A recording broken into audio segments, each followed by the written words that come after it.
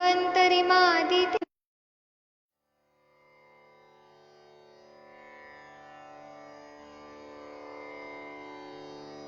ॐ नमामि धन्वन्तरिमादिदेवम् सुरासुरैर्वन्दितपादपद्मम् लोके जरारुभयमृत्युनाशनम् दातारमीशं विविधौषधीनां शङ्खं चक्रं जलौकां दधतं मृतघटं चारुदोर्भिश्चतुर्भिः सूक्ष्मस्वच्छातिहृद्यं शुकपरिविलसन् मौलिमम्भोजनेत्रं कालाम्भोदोज्ज्वलाङ्गं कटितटविलसच्चारुपीताम्बराढ्यं वन्दे धन्वन्तरीतं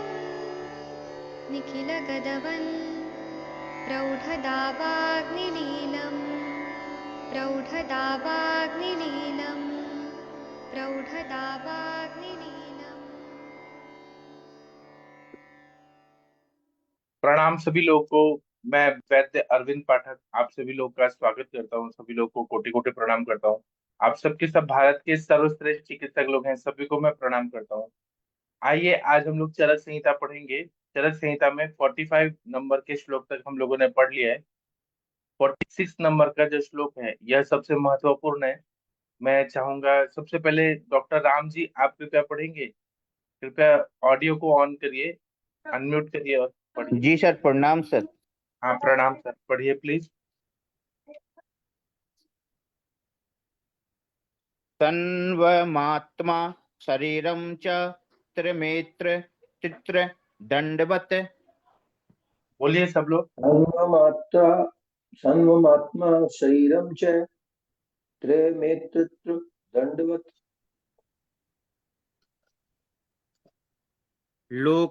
लोकस्तिष्ठति संयोगात्र तत्र सर्वप्रतिष्ठितम्।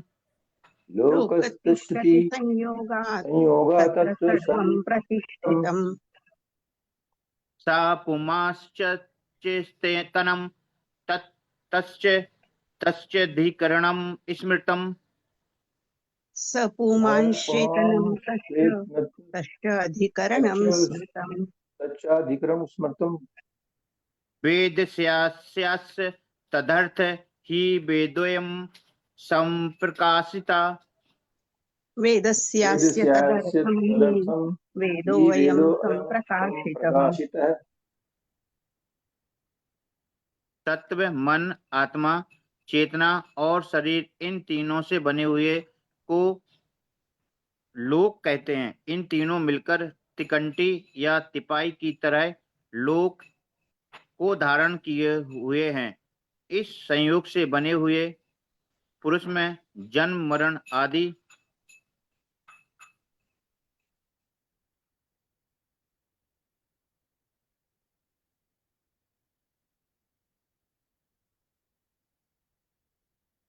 बढ़िए, सब स्थित है।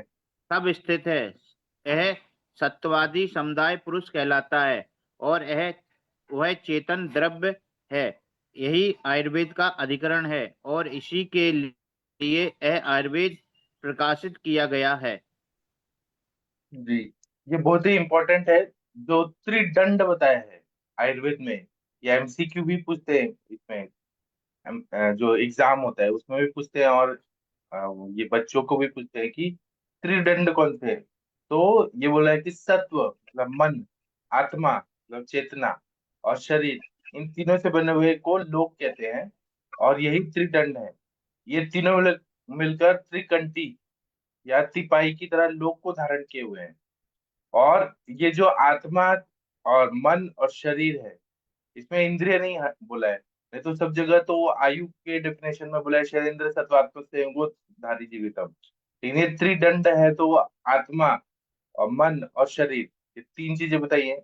इस संयोग जो है मतलब आत्मा, मन और शरीर, ये संयोग से बने हुए जन्म और मरण जो है, जन्म और मरण, जन्म लेना, यह सत्वादी समुदाय पुरुष कहलाता है, और वो चेतना द्रव्य है।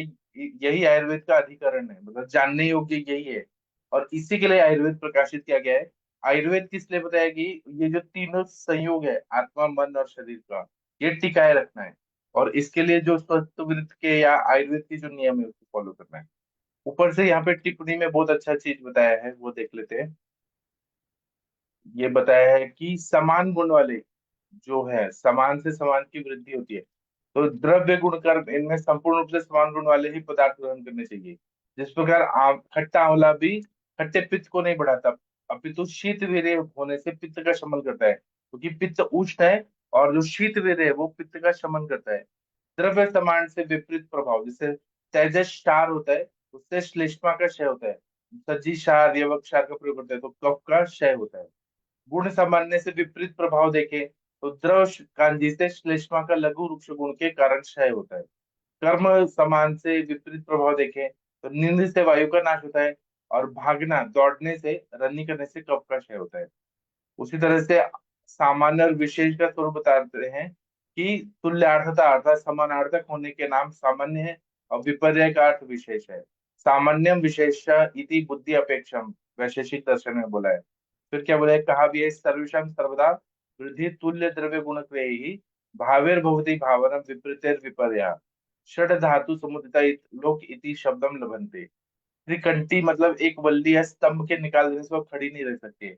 कोई भी बिल्डिंग है, उसका जो पिलर्स है सबसे इंपॉर्टेंट होता है, तो ये थ्री पिलर्स पे खड़ा हुआ है। इसी प्रकार तीनों में से एक न होने पे पुरुष स्थिर नहीं रह सकता है। अगर आत्मा दुखी है तो कुछ तकलीफ होगी। अगर या आत्मा बीमार है, या मन बीमार है, या शरीर बीमार है, तो पुरुष स्थिर नहीं रह पाएगा, इम्बैलेंस हो जाएगा। यही होता है। चलिए 48 नंबर का जो श्लोक है, आदरणीय वीणा मैडम जी आप पढ़ेंगी प्लीज। जी सर, पढ़ रही हूँ। खादिन्यात्मा मन कालो दिशश्च द्रव्य संग्रह खादिन्यात्मा खादीनात्मा मनः मना कालो कालो दिशश्च दिशस्य द्रव्य द्रव्यसङ्ग्रहः संग्रह सेन्द्रियं चेतनं द्रव्यं निरेन्द्रियम् अचेतनम् सेन्द्रियं इंद्रिय चेतनं द्रव्यं चेतनम द्रव्य निरेन्द्रियम् निरिंद्रियम चेतनम। अचेतनम्। आकाश आदि, आकाश वायु अग्नि जल पृथ्वी पंच महाभूत, आत्मा मन काल और दिशा, ये द्रव्यों का संग्रह है। इंद्रियों सहित द्रव्य चेतन है और इंद्रियों से रहित द्रव्य अचेतन है। अत्र हाँ, कर्म फलम च। एक आगे का मिनट। पढ़ो। हाँ पढ़िए। अत्र कर्मफलं च अत्र ज्ञानं चात्र प्रतिष्ठितम् अत्र मोदः सुखं दुःखं जीवितं मरणं स्वता। पंचमहाभूत शारीर समवाय पुरुष उच्यते।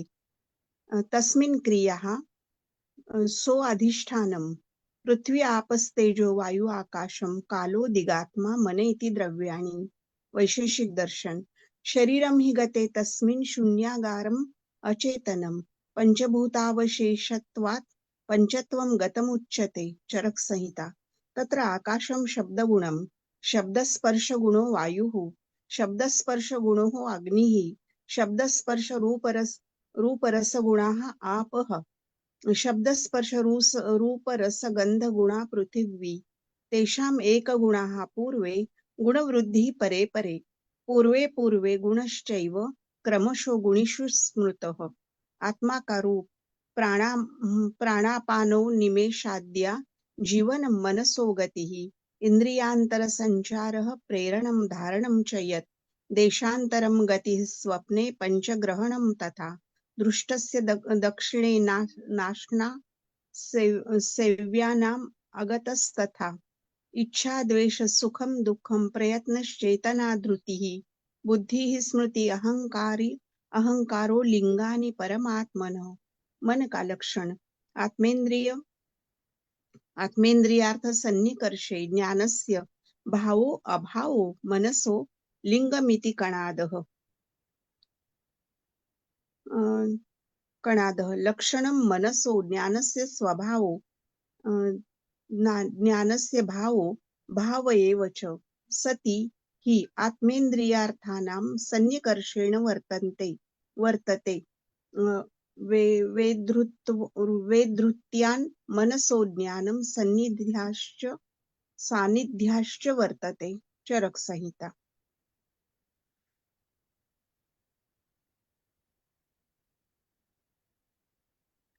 ये आगे का है गुण। सार्था गुणादयो बुद्धि प्रयत्नान्तः परादयः गुर्वादयो सार्थक गुर्वादयो बुद्धि सार्था गुर्वादयो बुद्धिः प्रयत्नान्तः परादयः गुणाः प्रोक्ताः। अर्थ इंद्रिय और मन के ग्राह्य विषय गुरु आदि गुण बुद्धि इच्छा से लेकर प्रयत्न तक और पर आदि अभ्यास पर्यंत गुण है। इंद्रियों के अर्थ शब्द स्पर्श रूप रस और गंध, मन के अर्थ चिंतन विचार द्रुहना ध्यान संकल्प गुरुत्व लघुत्व शीत उष्ण स्निग्ध रुक्ष मंद तीक्ष्ण स्थिर सर मृदु कठिन विशद पिच्छिल श्लक्ष्ण खर स्थूल सूक्ष्म सांद्र द्रव ये 20 तथा इच्छा द्वेष सुख दुख और प्रयत्न पर अपर युक्ति संयोग विभाग पृथकत्व परिणाम संस्कार और अभ्यास ये गुण है।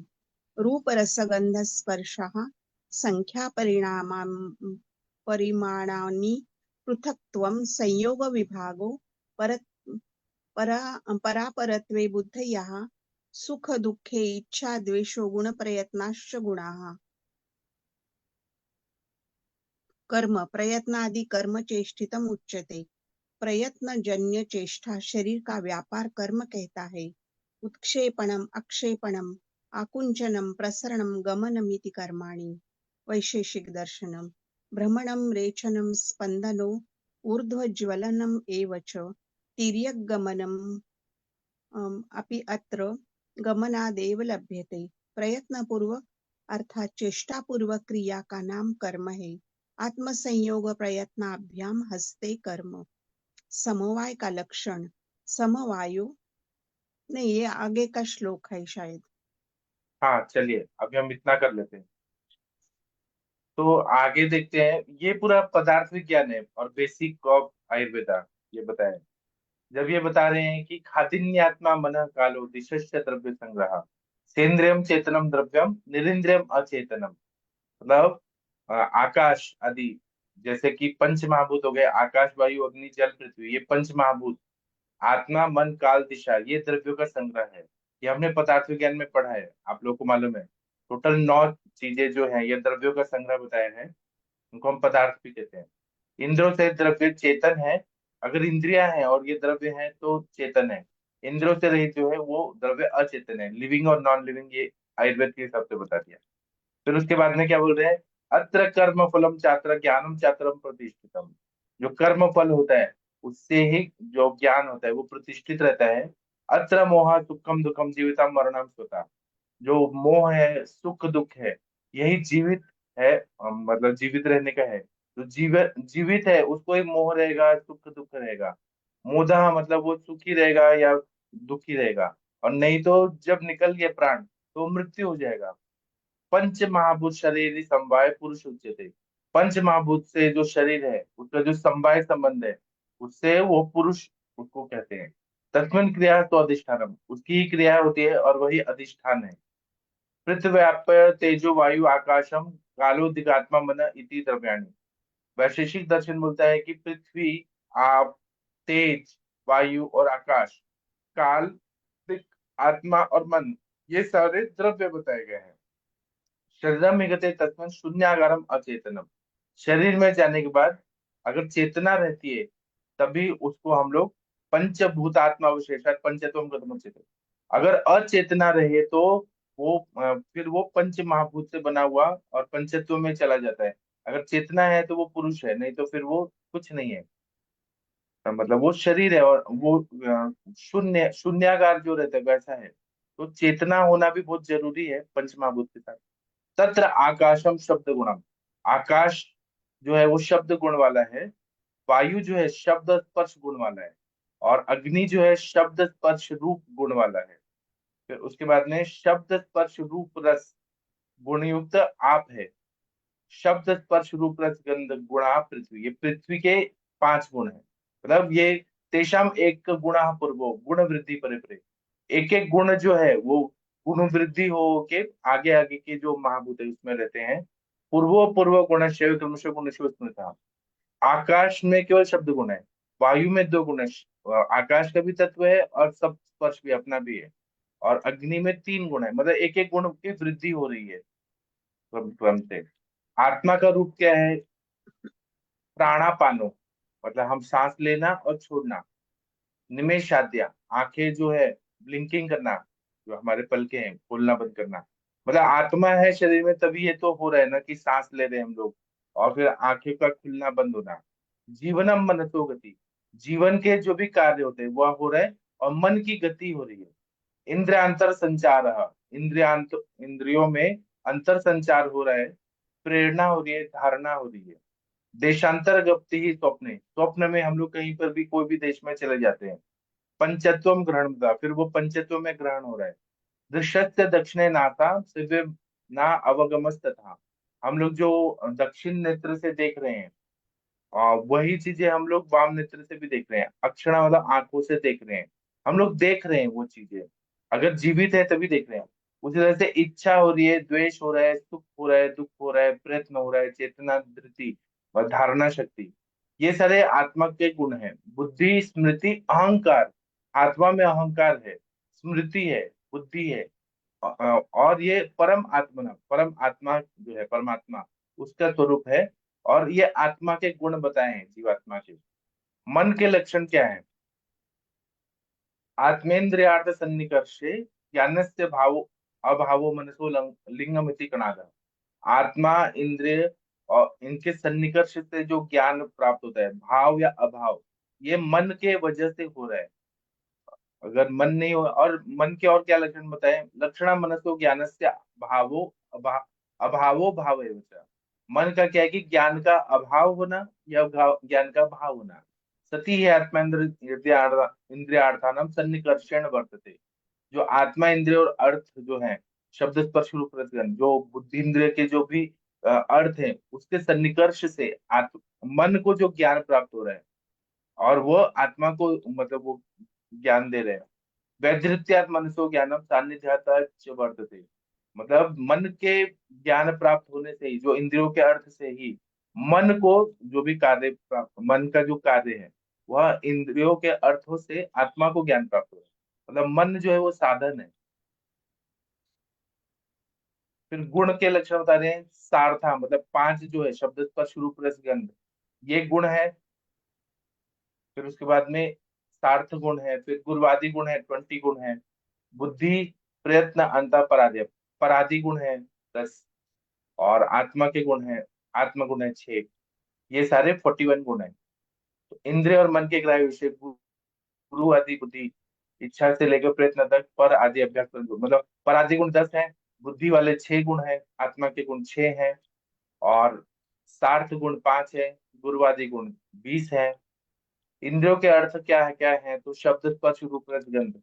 मन के अर्थ क्या है? तो चिंतन विचार, चिंत्य विचारो ह्यम ध्येयम संकल्प में होता है।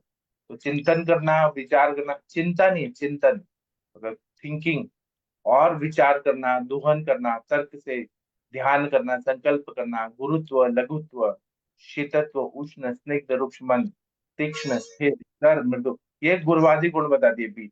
और इच्छा द्वेष सुख दुख प्रयत्न, ये आत्मिक गुण आध्यात्मिक गुण। और पर अपर युक्ति संयोग विभाग प्रतिगत्व परिणाम संस्कार और अभ्यास, ये 10 गुण पराधि गुण बता दिए। फिर वैशेषिक दर्शन में और क्या बता रहे हैं? रूप रस गंध स्पर्शः संख्या परिमाण पृथकत्वम, संयोग विभाग परापरत्व बुद्धिया सुख दुख के इच्छा देशो प्रत्नाश गुणा, ये सारे गुण बता दिए। वही सार्थ गुण बता दिए, फिर पराधि गुण बता दिए, और फिर उसके बाद में सुख दुख आध्यात्मिक गुण बता दिए और गुणवादी गुण बता दिए। फिर 49 नंबर का जो श्लोक है कर्म का बता रहे हैं। प्रयत्न आदि कर्म चेष्ट मुच्यते, प्रयत्न जन्य चेष्टा शरीर के व्यापार को कर्म कहते हैं। कर्म का और डेफिनेशन वैशेषिक में क्या बताया? उत्क्षेपण अपक्षेपण, मतलब नीचे से उस चीज ऊपर जाना, अपक्षेपण मतलब ऊपर से नीचे जाना, आकुंचन होना, प्रसरण होना और गमन, ये 5 कर्म वैशेषिक दर्शन में होता है। भ्रमणम रेचनम स्पंदो ऊर्ध्व चलन में बचा। भ्रमण होना, रेचन होना, नीचे जाना, स्पंदन होना, ऊर्ध्व ज्वलन, तिर्यक गमन, ये भी गमन में आता है। गमन का ये टाइप है। प्रयत्न पूर्वक अर्थ, चेष्टा पूर्वक क्रिया का नाम कर्म है। आत्म संयोग प्रयत्नाभ्याम से कर्म, आत्मा के संयोग से जो प्रयत्न आदि जो कर्म होता है उसको हम कर्म बोलते हैं। समवाय के लक्षण है। 50 नंबर का जो श्लोक है, आदरणीय सविता मैडम जी आप पढ़ेंगी प्लीज। जी प्रणाम सर, प्रणाम सर। समवायो पृथक भावो भूम्यादीनां गुणैर्मतः। भाव्यो समवायो पृथग्भावो समवायो भूम्यादीनां गुणानां गुणतः पृथग्भावो भूम्यदीनां गुणमतः। स नित्यो यत्र हि द्रव्यं न तत्रानियतो गुणः। स नित्यो यत्र हि नित्यो यत्र हि द्रव्यं द्रव्यं नित्यो न यत्र हि तत्रान्यतो द्रव्यं तत्रान्यतो गुणः। गुणः। न तत्र नियतो गुणः।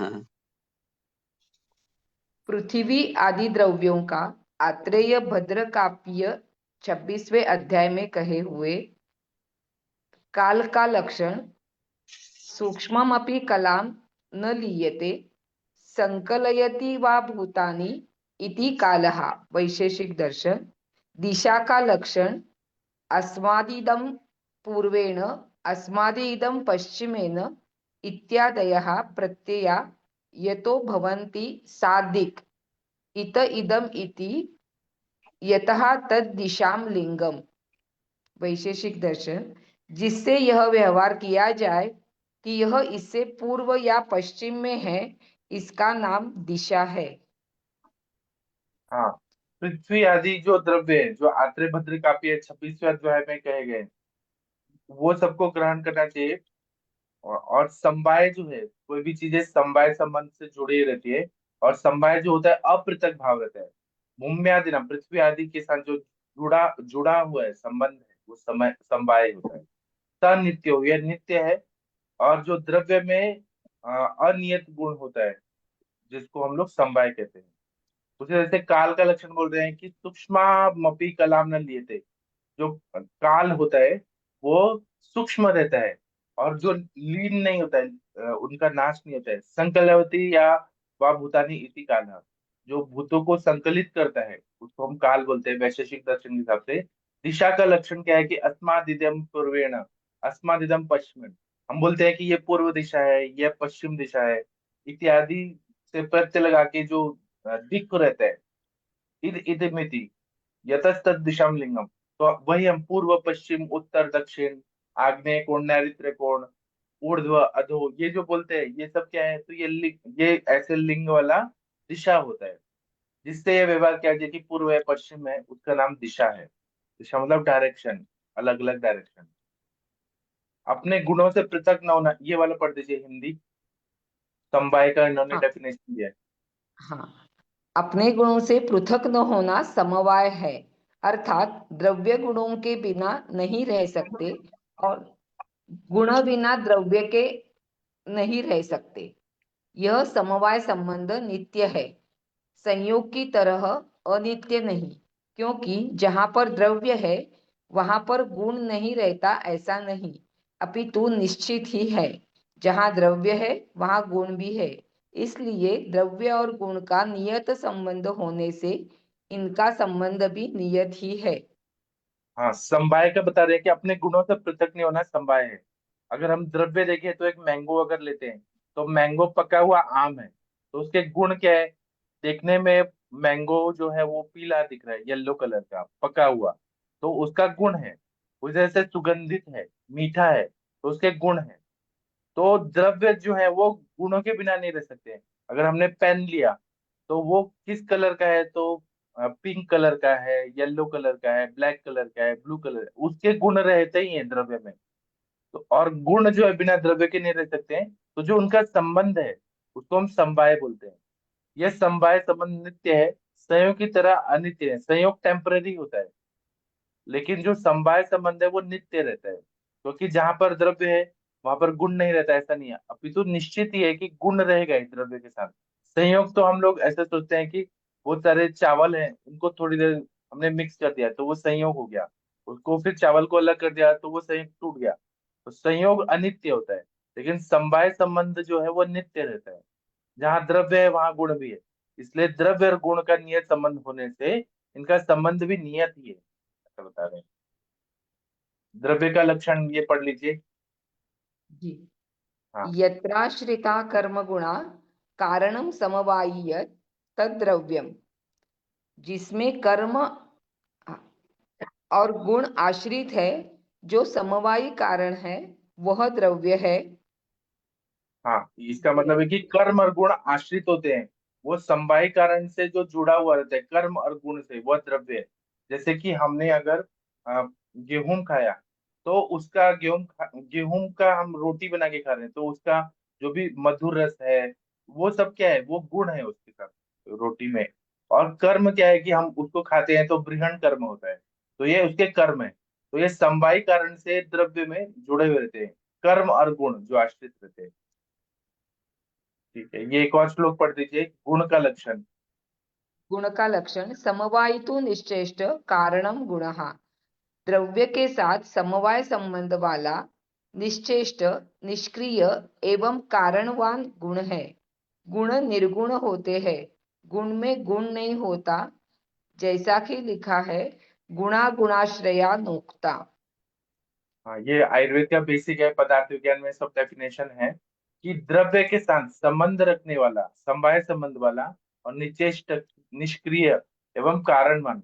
अगर जैसे मैंगो येलो है या फिर कोई चीज अलग अलग कलर का है, तो वो खुद निष्क्रिय है लेकिन वो कारणवान है, और द्रव्य के साथ समवाय संबंध है।